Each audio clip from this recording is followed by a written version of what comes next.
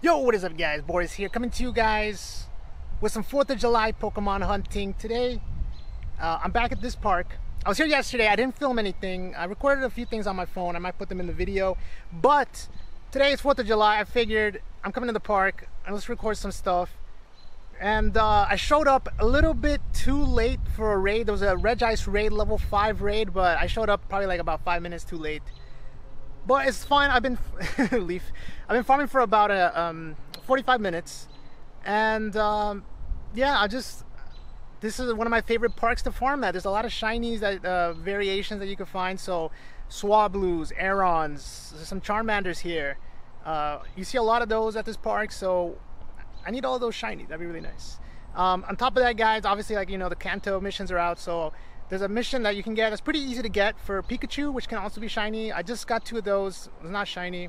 And I see some 1-star raids here as well from time to time. Those can be shiny as well. Shinies are my favorite thing about Pokemon Go, about Pokemon in general, and hopefully I'll get one of those.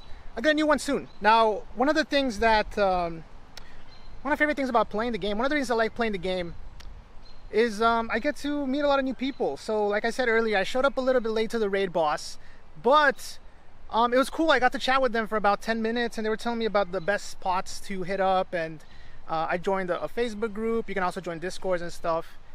But I just loved meeting new people and hearing their stories, and it's one of the things I miss because I used to play a lot of card games. I used to play a lot of Yu-Gi-Oh! Magic, Pokemon.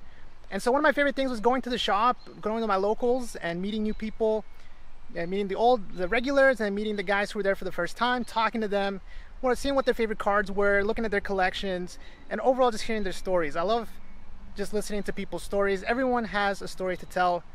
And that's one of the things I like about Pokemon Go is pretty much every day I go out, I meet at least 1 or 2 other guys, we chatted up, and it's just a lot of fun. So today we're just going to be hunting some more Pokemon. Hopefully we'll find something rare, but I'm not really expecting anything too much. So like I talked about in my previous video, right now it's you get a bunch of EXP thanks to an event called the Safari Zone. We had goals that we had to reach, and we ended up reaching them. Now they just announced a brand new event in Japan, a second Safari Zone. That's not going to happen for another 2 months, but when it does happen, we're going to get the ability to get a lot of Stardust.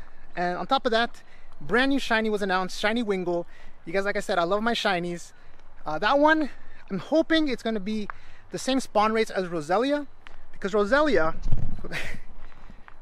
had a really good spawn rate. I ended up catching 2 without barely trying. So I hope that the Wingull is going to be the same shiny rate as Roselia. And we should be getting Plusle and Minun at the end of the week. Or actually a week, maybe 2 weeks. As well as, you never know, maybe some other Pokemon. So right now, like I said, you can see here, we got Aron, which I already checked. Charmander can be shiny, and I did miss Community Day for Charmander, so still hunting the shiny Charmander. And like I said, there's a lot of shiny checks you can do here. And like I said, unfortunately I missed the raid, so there's not gonna be much to do today, but I don't know, we'll see, we'll find something to do.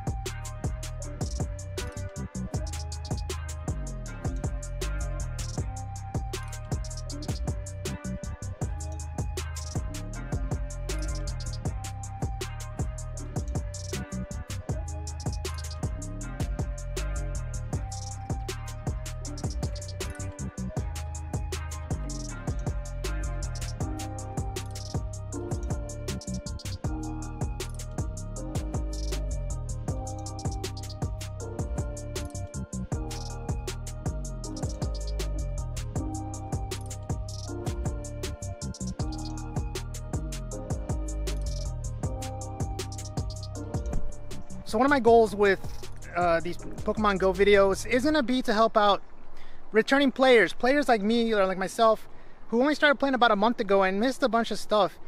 It's a lot to learn, but hopefully I can help you guys out. So for instance, the first thing that we're gonna do here is talk about research. Now I talked about it a little bit in my previous video.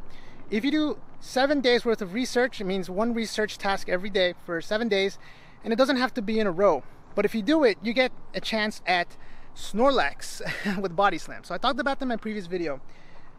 In this video, I'm going to talk about the normal research task. So when you spin a Pokestop, you get a research task, and you only have 3 spots. So assuming you have a spot open, you will get a research task. Now in this case, most of the times you can tell what you're going to get.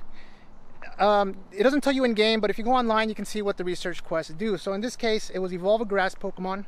So this means that we are going to get a Bulbasaur from completing this. So Bulbasaur can be shiny, so I figured it would be a good one to try at, and no shiny Bulbasaur. I mean, I'm not really expecting shinies, but they would be cool.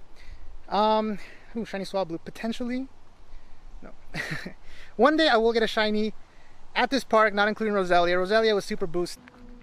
Okay, so one of the other things that I want to point out, guys, are badges or medals. I'm not too sure what they're called, but if you go over to your trainer profile, you can see right here are the different medals that you can get. Now, some of them give advantages. Primarily, these ones right here, guys. These are the medals that you want to try to level up because they will make it easier to catch that type of Pokemon. So you have Bronze, Silver, and Gold. So Gold, I've golded about half of them, and they will give +3. Now, I'm not too sure what the +3 means, but each one will give a higher tier of catch bonus. So it will make it easier to catch the different Pokemon. And that's why certain events, for instance, Dratini, when he was out during the Community Day event, it was your chance to get those Dragon medals. Of course, I wasn't playing then, but I am really close to the Silver medal. So I need 2 more Dragon Pokemon to get the Silver medal, which will give me a +2.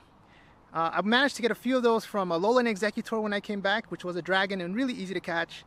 I should have caught more, but you want to try to level up your medals as much as you can. As you can see here, I'm actually really close to the Psychic. So one of the things you want to do is go to a nest. Right now I am in an Abra nest, and different parks tend to be different nests. There's actually an online website you guys can use to figure out what nests are close to you. And you can see I need to catch 10 more Abras and I will get my Silver. Actually, I'll get my gold, Psychic badge.